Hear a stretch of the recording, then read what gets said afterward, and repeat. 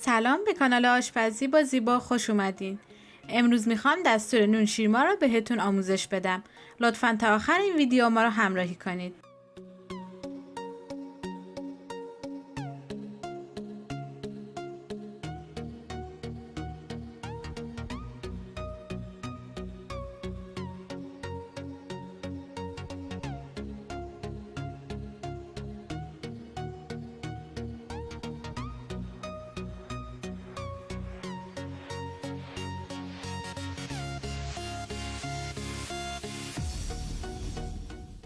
اول یک قاشق غذاخوری خمیرمایه، یک قاشق غذاخوری شکر و نصف لیوان آب ولرم رو مخلوط میکنم و روش رو میپوشونم و برای 10 دقیقه استراحت میدم تا خمیرمایه به عمل بیاد و حجمش 2 برابر بشه.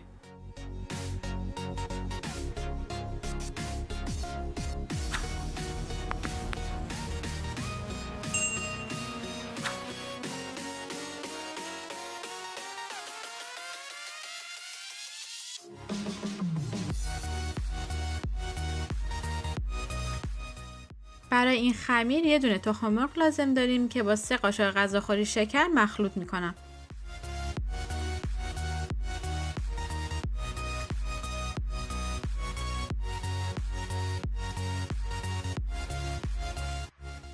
بعد بهش 330 میل شیر ولرم، 2 قاشق غذاخوری کره، زعفران دم کرده و 1/4 قاشق چایخوری هل رو اضافه میکنم.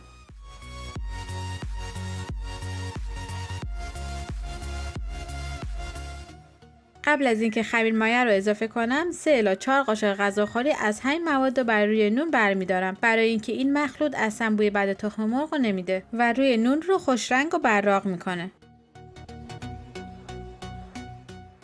بعد از اینکه خمیر مایه‌مون پف کرد و حجمش 2 برابر شد، با کمی نمک به مواد اضافه میکنیم.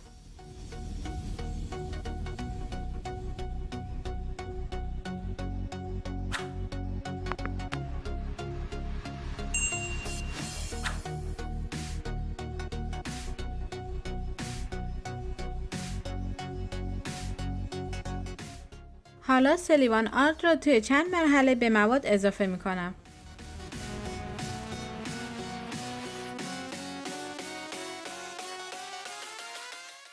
تا جایی که بشه با همزن دستی هم میزنم. بعدش با دست ورز میدم.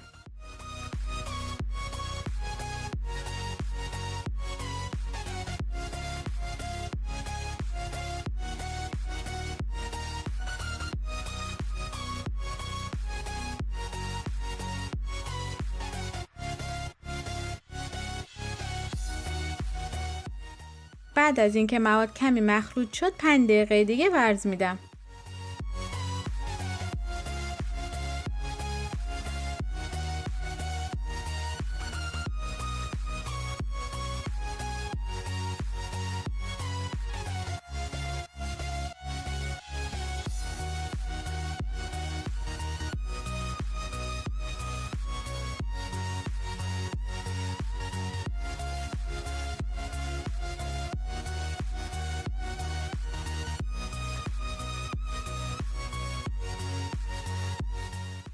حالا خمیر رو توی ظرف میذارم، روی ظرف پلاستیک میکشم.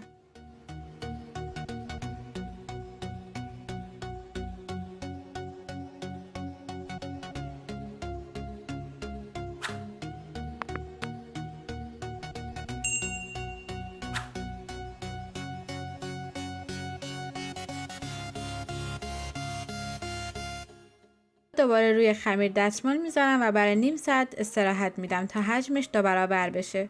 بعد نیم ساعت پلاستیک رو برمیدارم. ببینید حجم خمیر 2 برابر شده.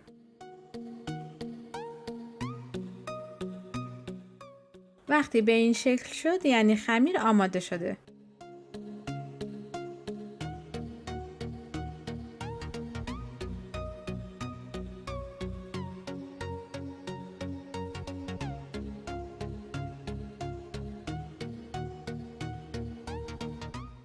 توی این مرحله سطح کار آرد پاشی میکنم، خمیر رو روش میذارم و کمی ورز میدم.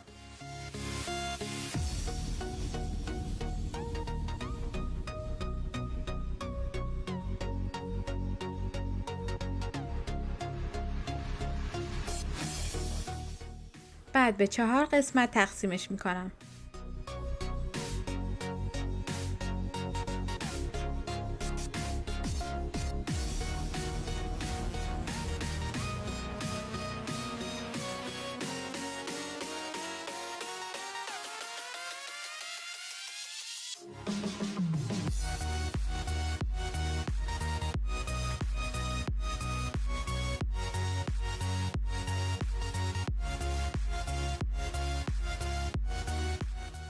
الان هر کدوم این خمیرها رو به 2 قسمت تقسیم میکنم.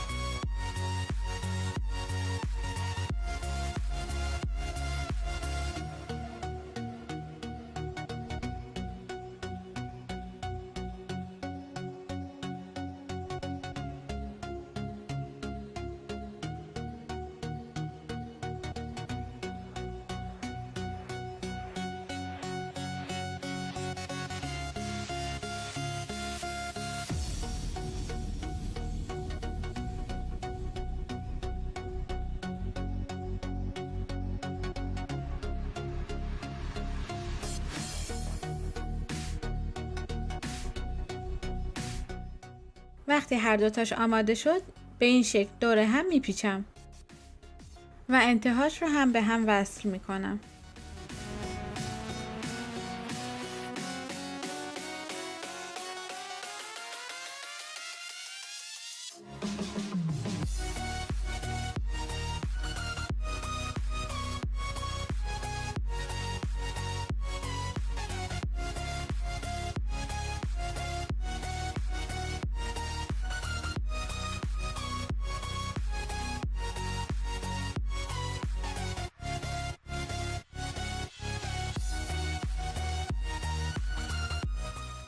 حالا خیلی آروم برش میدارم و روی سینی فیر که کاغذ روغنی گذاشتم میذارم.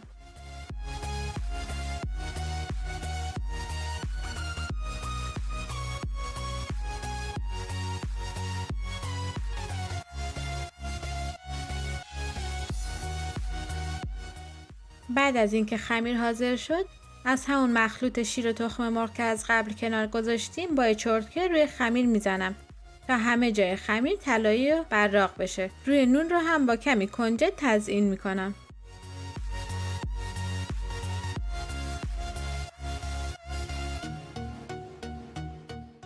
فر رو هم روی دمای 180 درجه روشن میکنم تا گرم بشه. سینی رو به مدت 15 دقیقه داخل فر میذارم تا نون روش طلایی بشه و آماده شه.